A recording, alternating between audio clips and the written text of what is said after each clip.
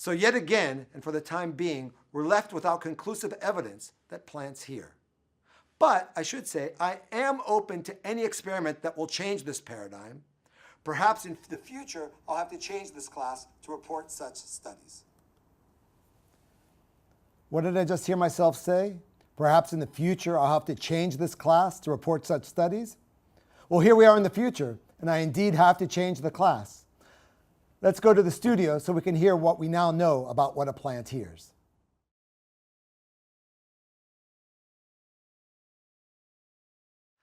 As I mentioned earlier in this week's lecture, which I actually recorded several years ago, the beauty of science, as opposed to pseudoscience, is that science is self-correcting.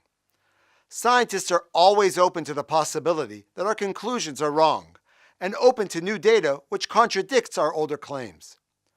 What's happened in the past years? Let's see. Are plants deaf?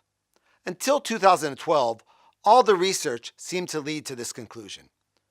But I just want to raise the idea that maybe we haven't actually been doing the correct experiments. I mean, plants and music are obviously the wrong experiment. If we think in terms of evolution, what relevance is music for plant evolution? Flowering plants have been evolving for over 200 million years. Music has been around for how long? Rock and roll has been around for maybe 50 years. So obviously, music was not an evolutionary pressure on plant development. But could there be ecologically relevant sounds that do affect how plants develop, how plants adapt to their environment? If a plant is to hear, if a plant is to respond to a signal of a pressure wave propagating through the air, then it's going to have to be an ecologically relevant sound that will affect how plants develop and adapt to their environment.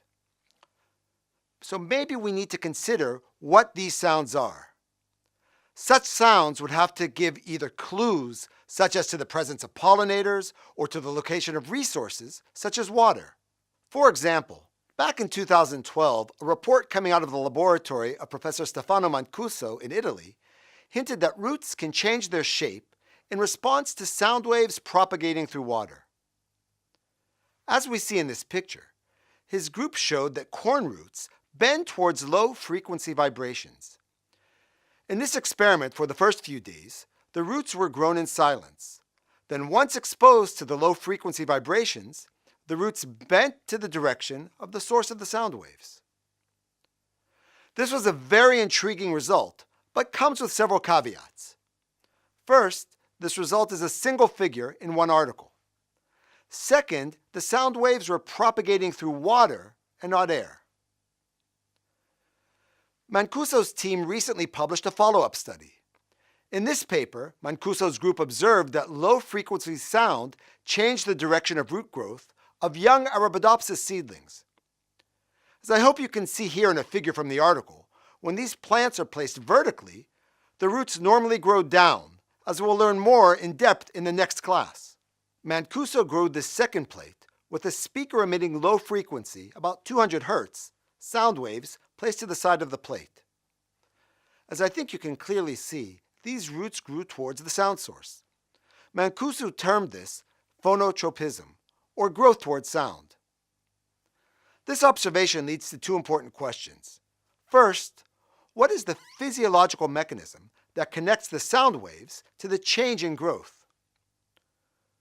Well, let's remember that for us, hearing is a specialized form of mechanoperception. What have we learned so far about mechanoperception in plants? Touching a plant causes changes in concentrations of ions, such as calcium and potassium. Mancuso's group further discovered that several minutes following the exposure to the sound waves, the plants also showed significant changes in these ions. For example, this picture shows part of an Arabidopsis root as seen under a microscope and after being exposed to sound. The green color shows cells with increased calcium. This really suggests that sound waves induce changes in the concentrations of calcium and also of potassium. And these changes then signal for other changes that lead to the bending of the roots. Well, we already saw earlier that touching a plant causes changes in calcium and potassium. Now we see that sound waves also influence intracellular calcium and potassium levels. So let's take this scenario a bit further. How do sound waves influence plants at the molecular level of gene expression? As I mentioned when describing Janet Bram's research, different cohorts of genes are expressed in different tissues or in response to different stimuli. For example, the touch genes were expressed after touching a plant. Now, to understand this, I want to digress for a second and add another level of complexity to what I taught earlier. There I said that different genes are transcribed in different tissues or following different stimuli, yielding unique sets of proteins. But what is transcribed? The answer to this involves a third intermediary molecule which connects between genes and proteins. This molecule is called RNA. And the general dogma of biology is such: the genes, the DNA, is transcribed to RNA molecules, and then the RNA is translated into a protein. So we can use the RNA as a proxy for understanding which proteins are likely present. Because of advances in technology, scientists now have the ability to study all of an organism's genes in one experiment and following any condition, such as exposure to sound waves. Using a technology called next-generation sequencing, researchers today, within a few days, can know which genes are transcribed at any particular condition. Last year, a group from Yungnam University in Korea decided to study how sound influences gene expression in Arabidopsis. Here's how it works. The scientists isolate RNA from the plant grown under normal conditions and from plants exposed to various wavelengths of sound, including 500 Hz. Using this machine, the next-generation sequencing machine, the scientists can count nearly the exact number of RNA molecules arising from each gene. The more copies of a particular RNA, the more the gene is expressed. Highly expressed genes have a high number of RNA molecules.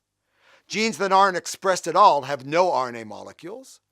And low expressed genes have few molecules. This way, the researchers can find differences in the RNA expression patterns between two or more samples. In this example, under normal conditions, gene A is expressed at low levels, gene B isn't expressed at all, and gene C is expressed at high levels.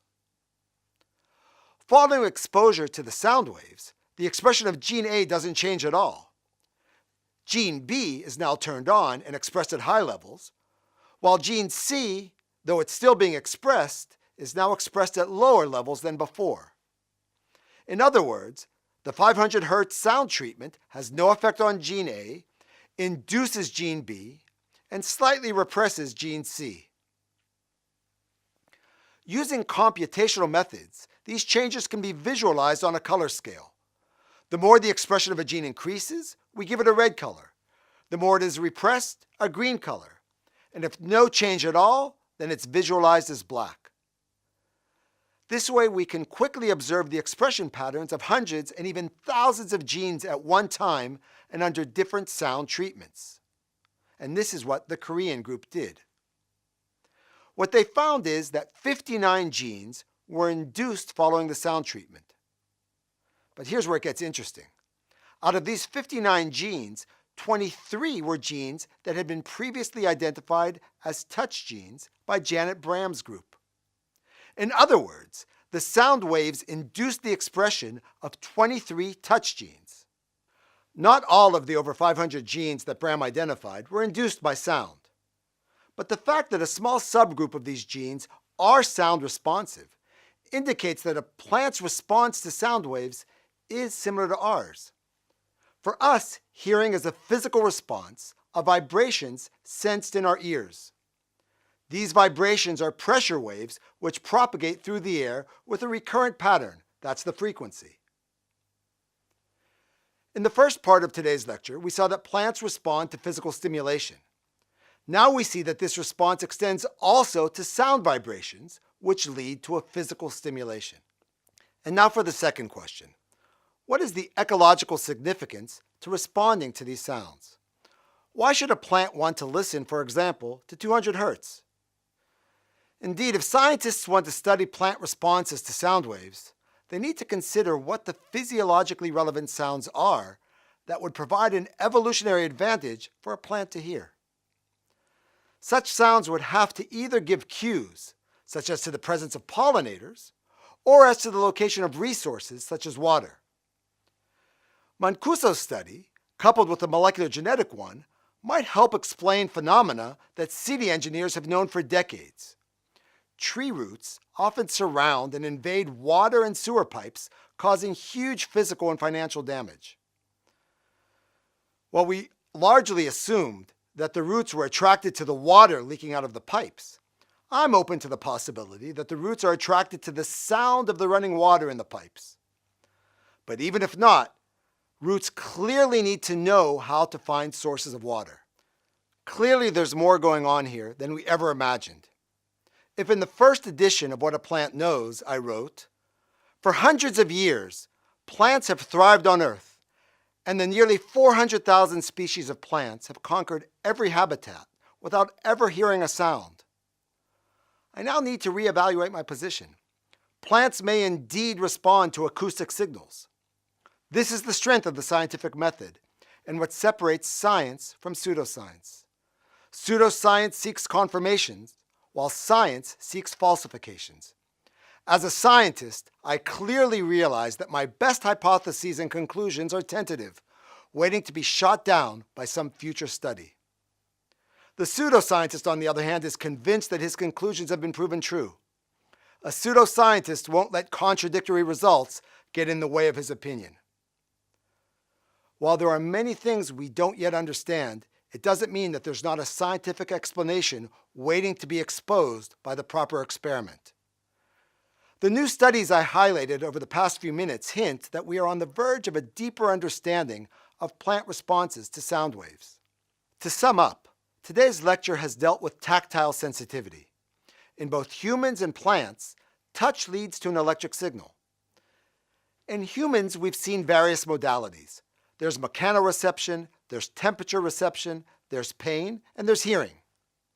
In plants, there's definitely mechanoreception. While I didn't have time to delve into it, plants also respond to temperature. Plants can differentiate between cold and heat. But there's no pain in a plant's tactile responses. Regarding hearing, well, it seems that responses to sound waves in plants, as in humans, is a specialized mechanosensitivity that has the potential for allowing long-distance communication. But obviously, we're still at the beginning of understanding what a plant hears. That sums up today's lecture. We'll meet again next week.